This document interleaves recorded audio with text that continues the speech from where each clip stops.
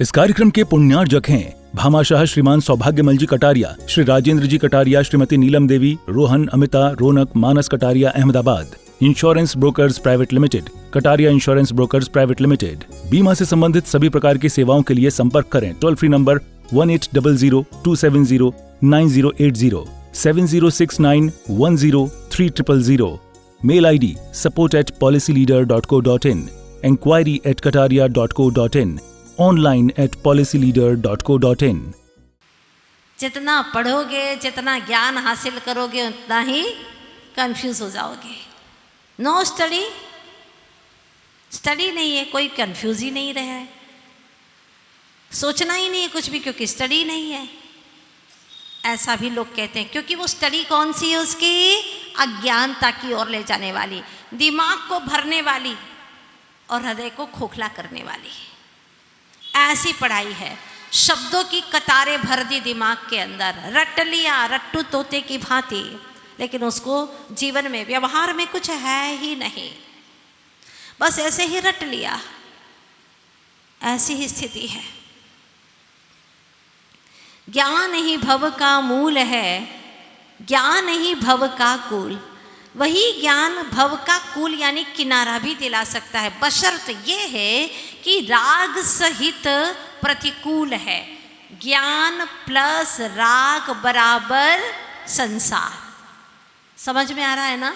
ज्ञान प्लस राग बराबर संसार, ज्ञान माइनस राग बराबर मोक्ष। बस इतना सा है फार्मूला। प्लस और माइनस का है मामला। ज्ञान प्लस राग करो तो संसार का कारण है, ज्ञान में माइनस राग कर दो तो वह मुक्ति का कारण है। और आप तो प्लस पे प्लस करते चले जा रहे हैं। ज्ञान में प्लस राग प्लस राग प्लस राग, राग राग राग, तो राग है तो फिर द्वेष भी वहाँ पर प्लस हो रहा है। जीवन दुखद बीत रहा है।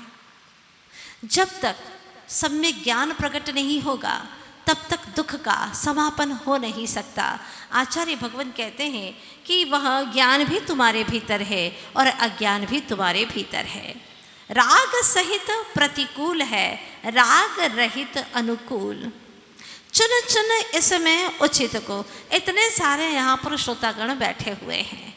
अगर मैं आपसे कहूँ कि चुनिएगा, इसमें से आप क्या चुनना चाहते हैं? ज्ञान प्लस राग या ज्ञान माइनस राग? क्या चुनना चाहते हैं आप लोग? बोलो। हाँ, चॉइस तो आपकी बहुत अच्छी रहती है, पर यहीं तक रहती है। यहाँ से उठ कर के घर गए कि चॉइस चेंज हो जाती है, या फिर चाहते भी हैं तो वो कर नहीं पाते। यहाँ से उठ कर के आप कहाँ जाओगे? बोलो ना, कहाँ जाओगे? बोलो। घर जाएंगे, दुकान जाएंगे, ऑफिस जाएंगे। किसी और के घर पे जाओगे? नहीं, हम अपने घर जाएंगे, है ना? यही तो ज्ञान प्लस राग है। कहाँ जाओगे? हम अपनी फैक्ट्री में जाएंगे, हम अपनी शॉप पर जाएंगे। अपनी, जो अपनापन भरा पड़ा है वही तो राग है, वही राग है, वही दुख का कारण है। जितनी पर वस्तुओं को अपना मानोगे उतना दुख बढ़ेगा, दुख का झमेला बढ़ेगा। दुख कौन बढ़ा रहा है? आप बढ़ा रहे। कैसे बढ़ा रहे? सोच सोच करके ये भी मेरा है, ये भी मेरा है, ये भी मेरा है। अब अभी तक तो दादाजी अकेले थे, हाँ, लेकिन अब बेटा आ गया है, USA से आ गया है। अब दादाजी ने आना छोड़ दिया। क्यों? क्योंकि पोते पोतियाँ सब आए हैं, खिलाने का अवसर है, मेरे अपने। ठीक है, करो राग उनसे, वीतराग वाणी को छोड़ दो, करो उनसे राग। क्या मिलेगा? कुछ नहीं। राग करते रहो, संसार बढ़ेगा, ये निश्चित बात है। आचार्य भगवान आगे की गाथा कितने सुंदर यहाँ पर हम सब जीवों को समझाते हैं।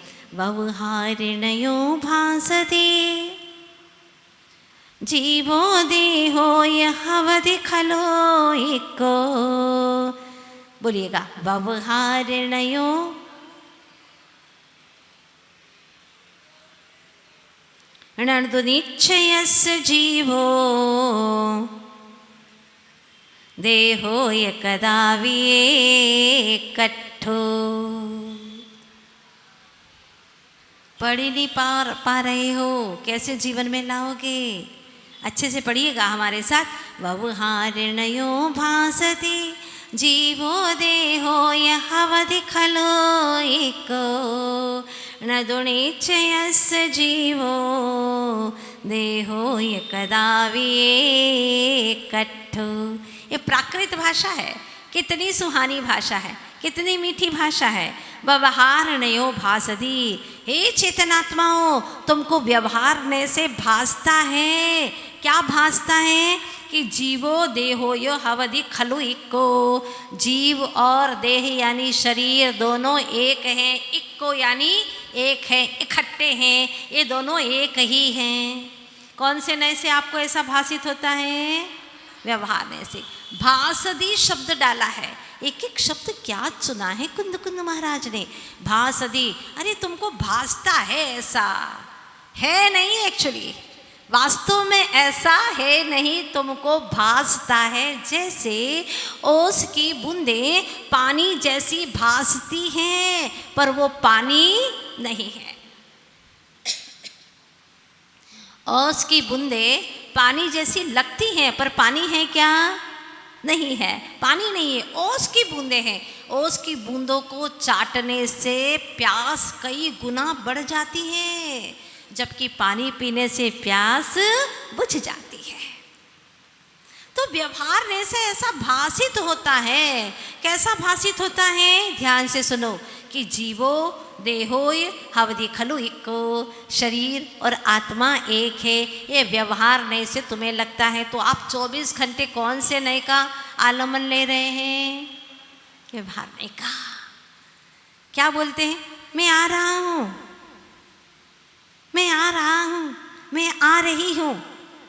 मैं का मतलब क्या समझते हैं आप? बोलो। शरीर को, शरीर को मैं वो बोल रही हूँ ना, मैं खा रही हूँ, मैं जा रही हूँ, मैं जा रहा हूँ। मैं मीन्स व्हाट? मैं का वाच्य क्या है आपकी दृष्टि में? मैं का मतलब क्या है आपकी दृष्टि में? बोलो। ये जो दिख रहा है ना, वो मैं। चलिएगा, जो दिख रहा है उसको मैं माना ना। थोड़े आप एनालाइज करें, इसको समझें, निरीक्षण करें, इसका समझें कि आप मैं दिन भर में कितनी बार बोलते हो। चलो बताओ, कोई पता है आपको? कितनी बार बोलते हो मैं? कितनी बार मैं बोलते? जिस वाक्य की शुरुआत आप मैं से करते हैं, आपको पता भी है वो मैं क्या है? कौन है वो मैं? नहीं पता। आप तो इसी को बोलते हैं ना जो आपका दिखाई दे रहा है, चल रहा है, बोल रहा है, खा पी रहा है, जो दिख रहा है। इसमें कितने तत्व हैं? मूल में 2 तत्व हैं, जीव और अजीव। 2 तत्व हैं मूल में। जिसको और थोड़ा सा अपन डिटेल करें तो जीव है, शरीर है और कर्म है। 3 है। जहाँ जीव है, शरीर है, कर्म है और जीव को शरीर के प्रति स्नेह है, मोह है, तो मोह के कारण से आश्रव भी है, कर्मों का बंध भी है। आश्रव यानी कर्म आ रहे हैं तो बंध भी हो रहा है। जो बंधे हुए वो निकल भी रहे हैं, निकल रहे हैं ना? हाँ, संवर नहीं हो रहा और अभिपाक निर्जरा नहीं हो रही। ध्यान देना, जो स्वाध्यायशील वो मेरी भाषा को समझेंगे। वो संवर नहीं कर रहे, यानी आते हुए कर्मों को रोक नहीं रहे हैं और बिना फल दिए कर्म झड़ जाए तपस्या के माध्यम से वो कार्य भी नहीं कर रहे हैं, इसलिए मोक्ष नहीं हो रहा है। अभी तुम कितने तत्वों का जोड़ हो? तुम जीव हो, सभी जीव आत्मा है, ये शरीर है, पुद्गल है। इन दोनों को साथ में चलाने वाला जो कर्म है गोंद के समान चिपका रहा है। इन दोनों को एक क्षेत्रावगाह करके अब देखिएगा, आपने भाव किया कि मुझे धर्म सभा में जाना है, आपने भाव किए। शरीर आपके साथ में एक क्षेत्रावगाही है, तो आपके भाव के अनुसार शरीर चल पड़ा। वो भी इसीलिए क्योंकि अभी कर्म आपको साथ दे रहा है। ठीक है।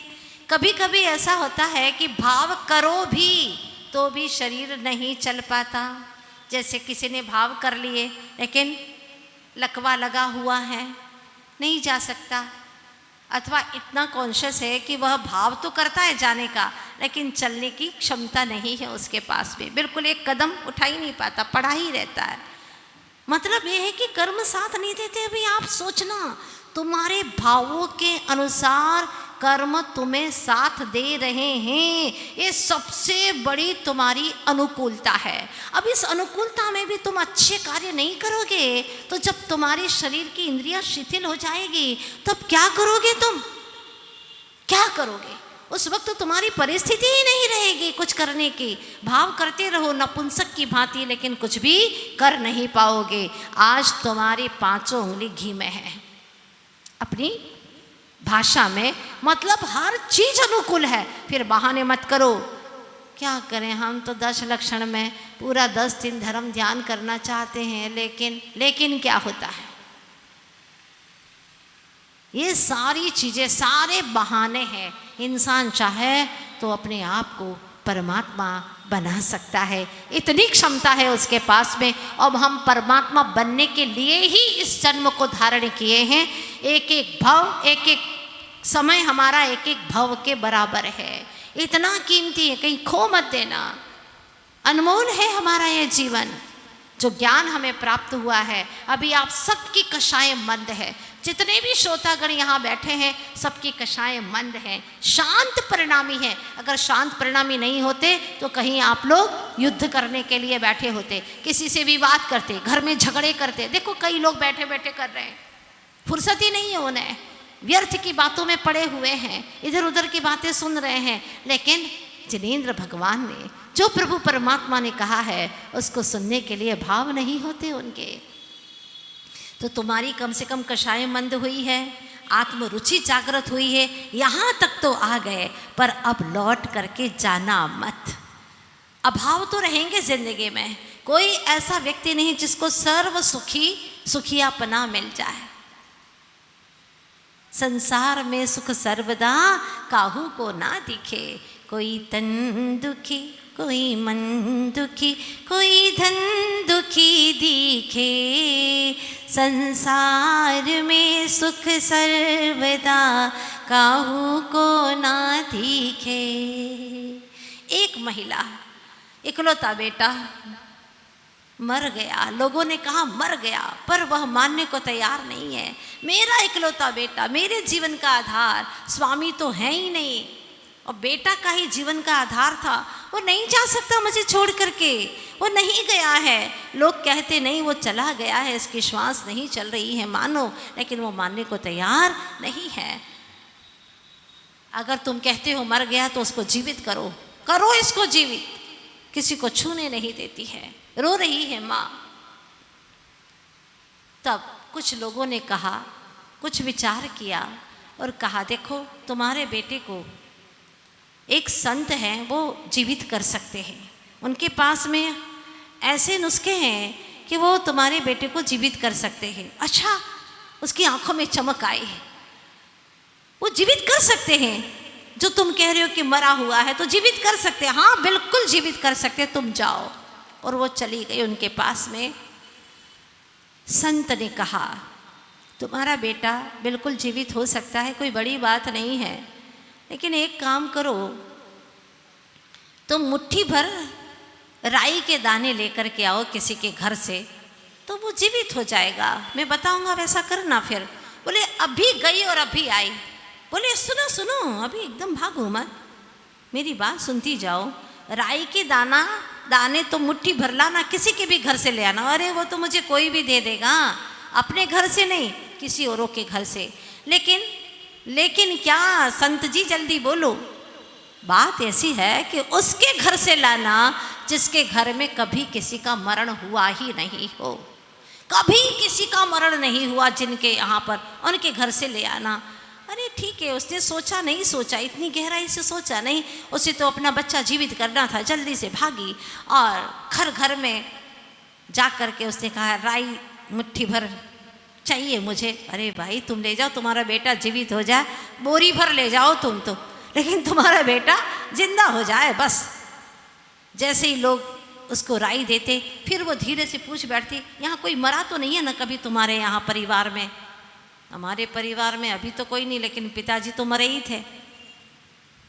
तो काम की नहीं है राई। दूसरे घर पे गई, बोले हमारे दादा मर गए थे, किसी के परदादा मर गए, किसी के यहाँ बच्चा मर गया, किसी की बहू मर गई, किसी की सास मर गई।